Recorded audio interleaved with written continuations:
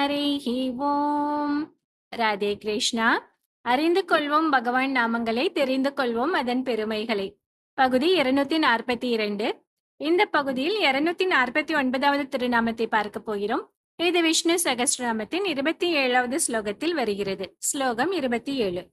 அசங்கேயோ பிரமேயாத்மா விசிஷ்ட சிஷ்ட கிருஷுச்சிகி சித்தார்த்த சித்த சங்கல்பஸ் சித்தித சித்தி சாதனக. நாமம் 249. ஓம் அப்பிரமேயாத்மனே நமக. நம் அறிவால் முழுமையாக அறிய முடியாதவர் என்று இதற்கு பொருள். சாந்தோக்கிய உபநிஷத்தில் ஒரு கதை வருகிறது, அதை பற்றி பார்க்கலாம். ஜாபாலர் என்ற குருவிடம் பல சீடர்கள் வேதம் பயின்று வந்தார்கள்.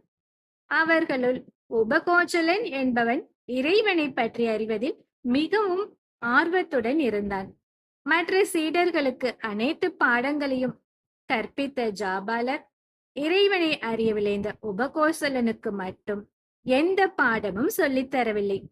தான் தினமும் வணங்கும் 3 அக்னிகோத்திர அக்னிகளை பராமரிக்கும் பொறுப்பை மட்டுமே உபகோசலனிடம் ஒப்படைத்திருந்தார் ஜாபாலர். இப்படியாகவே நாட்கள் கழிந்தன. சில வருடங்களில் மற்ற சீடர்கள் அனைவரும் வேத படிப்பை முடித்துக் கொண்டு வீடு திரும்பிவிட்டார்கள். ஆனால் உபகோச்சலன் மட்டும் இன்னும் 3 அக்னிகளையே பராமரித்து வந்தானே ஒழிய குரு அவனுக்கு எந்த பாடமும் சொல்லித் தரவில்லை. இந்த நிலையில் ஜாபாலர் வெளியூர் செல்ல நேரிட்டது. 3 அக்னிகளையும் உபகோசலனிடம் பொறுப்பில் விட்டுவிட்டு ஜாபாலர் வெளியூர் சென்றார். அந்த உபகோச்சலன் மிகவும் வருந்தினான். தனது குரு தனக்கு இறைவனை பற்றி எதுவும் உபதேசம் செய்யாததை எண்ணி மிகவும் வருந்தினான். உண்ணாவிரதம் இருக்க தொடங்கினான்.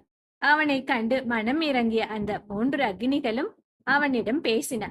உபகோச்சலா, அனைத்து விதமான காற்றுக்கும் ஆதாரமாக உயிர் மூச்சாக இருப்பவர் இறைவன். ஆகாயம் போல் எங்கும் நிறைந்தவர் அவர். அவர் எல்லையில்லாத ஆனந்தமே வடிவெடுத்தவர் என்றெல்லாம் அக்னிகள் அவனுக்கு உபதேசம் செய்தன. பிறகு அந்த 3 அக்னிகளும் ஒவ்வொரு அக்னியாக தனித்தனியாக இறைவனை பற்றி உபகோச்சலனுக்கு எடுத்து சொல்ல தொடங்கின. முதல் அக்னி என்ன சொன்னது தெரியுமா? பூமி, நெருப்பு, உணவு, சூரியன் இவை எல்லாவற்றையும் தனக்கு உடலாக கொண்டு அவற்றை உள்ளிருந்து இயக்குபவர் இறைவன் என்று முதல் அக்னி சொன்னது. இரண்டாவது அக்னி என்ன சொன்னது? தண்ணீர், திசைகள், நட்சத்திரங்கள், சந்திரன் உள்ளிட்டவற்றை தனக்கு உடலாக கொண்டு அவற்றை உள்ளிருந்து இயக்குபவர் இறைவன் என்று சொன்னது இரண்டாவது அக்னி. மூன்றாவது அக்னி என்ன சொன்னது பார்க்கலாமா? மூச்சுக்காற்று, ஆகாயம், மேலுலகம், மின்னல் ஆகியவற்றை தனக்கு உடலாக கொண்டு அவற்றை உள்ளிருந்து இயக்குபவர் இறைவன் என்று மூன்றாவது அக்னி சொன்னது. இதையெல்லாம் கேட்ட உபகோச்சலன், அப்படியானால் இவற்றையெல்லாம் அறிந்தால் இறைவனை அறிந்து கொண்டு விடலாமா என்று கேட்டான். இல்லை இல்லை, இறைவன் நமது புலன்களுக்கும் புத்திக்கும் அப்பாற்பட்டவர். அவரை முழுமையாக சொல்லவும் முடியாது, முழுமையாக அறியவும் முடியாது. ஒரு தெரிந்த பொருளை காட்டி தெரியாத பொருளை தெரிவிக்க முற்படுவது போல சூரியன், தண்ணீர், காற்று போன்ற பொருட்களை சொல்லி புலன்களுக்கு அப்பாற்பட்ட இறைவனை உனக்கு உணர்த்த முற்பட்டோம். உனது குரு இனி மேற்கொண்டு இறைவனை பற்றி உனக்கு கூறுவார் என்று சொன்னார்கள் அந்த அக்னிகள். சிறிது காலத்தில் வெளியூருக்கு சென்ற ஜாபாலர் திரும்ப வந்தார். அப்போது உபகோச்சலன் முகத்தில் ஒரு தேஜஸ் தெரிவதை கண்டார்.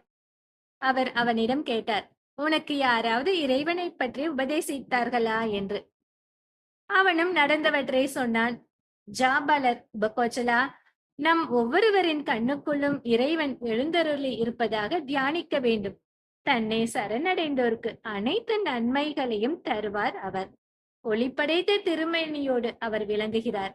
நானோ, இந்த அக்னிகளோ இன்னும் எத்தனை பேர் பேசினாலும் இறைவனை பற்றி முழுமையாக பேசி முடிக்க இயலாது. நீயும் எவ்வளவுதான் கேட்டாலும் இறைவனை பற்றி முழுமையாக அறிய முடியாது என்றார் ஜாபாலர். அப்போது அவன் கேட்டான், உபகோச்சலன் கேட்டான், ஞானிகள் இறைவனை முழுமையாக அறிந்திருப்பதாக சொல்கிறார்களே, அவர்கள் எப்படி அறிந்தார்கள் என்று கேட்டான். அதற்கு ஜாபாலர், இறைவனை முழுமையாக அறிய முடியாது என்பதை யார் உணர்கிறாரோ அவர்தான் ஞானி. இறைவனை அறிந்து விட்டதாக யாரேனும் சொன்னால் அவர் உண்மையில் அறியவில்லை என்றுதான் பொருள் என்று சொன்னார்.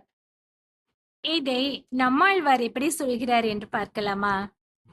உயர்ந்து உணர்ந்து இழிந்து அகன்று உயர்ந்து உருவியந்த இந்நிலைமை உணர்ந்து உணர்ந்து உணரிலும் இறைநிலை உணர்வு அரிது உயிர்கால் உணர்ந்து உணர்ந்து உரைத்து உரைத்து அறிய என் அரண் என்னும் இவரை உணர்ந்து உணர்ந்து உரைத்து உரைத்து இறைஞ்சுமின் மனப்பட்டது ஒன்றே என்று நம்மாழ்வார் திருவாய்மொழியில் முதல் பத்தில் 3ஆம் திருவாய்மொழியில் 6வது பாசுரமாக பாடியிருக்கிறார். இதில் என்ன சொல்கிறார் நம்மாழ்வார்? உயிர்களே, உணர்வையே இயற்கையாக கொண்டு அணு அளவாகி தேகத்திலிருந்து பிரிந்து ஞானத்தால் உயர்ந்து ஆத்மாவின் குணத்தை கேள்வி ஞானத்தால் உணர்ந்து பின்னர் மனத்தால் உணர்ந்து பின்னர் தவத்தால் அறிந்தாலும் இறைவனுடைய குணங்களை முழுவதாக அறிந்து கொள்ள இயலாத செயல். ஹரி, பிரம்மன், சிவன் என்னும் மும்மூர்த்திகளை பற்றிய கதா காலட்சேபங்கள் எங்கே எவர் கூறினும் விடாமல் செவி மடுத்து ஆராய்ச்சி செய்து பார்த்தால் சிந்தையில் ஒருவரே நிற்பார். அவரை நாவார பாடி சேவியுங்கள் என்று சொல்கிறார். இப்படி நம் ஒவ்வொருவருக்குள்ளும் நிறைந்திருந்தாலும் நம்மால் முழுமையாக அறிய முடியாதபடி எல்லையற்ற பெருமையுடன் திருமால் விளங்குவதால் அப்பிரமேயாத்மா என்று அழைக்கப்படுகிறார். இந்த 249வது திருநாமத்தை நாம் தினமும் சொல்லி வந்தால் நமக்கு புரியாதவை யாவும் புரியும்படி திருமால் நமக்கு அருள் புரிவார். அடுத்தது 250வது திருநாமம். ஓம் விசிஷ்டாய நமக. இதை அடுத்த பகுதியில் பார்க்கலாம். ஹரி ஓம்.